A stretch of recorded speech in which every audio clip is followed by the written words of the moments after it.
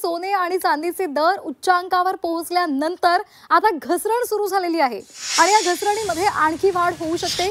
जागतिक बाजारामध्ये मंगळवारी एकाच दिवसात सोने आणि चांदीच्या दरात रेकॉर्ड ब्रेक घसरण झाली आहे। यानंतर तज्ञांकडून 23 ऑक्टोबरला भारतीय बाजारात सोने आणि चांदीच्या दरात घसरण होण्याचा अंदाज वर्तवला जातोय।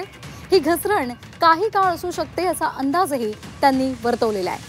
भारतीय बाजारात मल्टी कमोडिटी एक्सचेंजवर सोने आणि चांदीच्या दरानं 17 ऑक्टोबरला उच्चांक गाठला होता आणि तेव्हापासून चांदीचे दर 40,000 रुपयांनी कमी झाले तर सोन्याच्या दरात 4,000 रुपयांची घसरण झाली।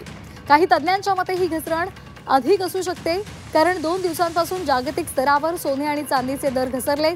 मल्टी कमोडिटी एक्सचेंज सणांमुळे बंद आहे। सोनं सध्या 1,23,000 रुपये झालंय प्रति तोळा तर चांदी 1,58,800 रुपये प्रति किलोवर पोहोचली आहे।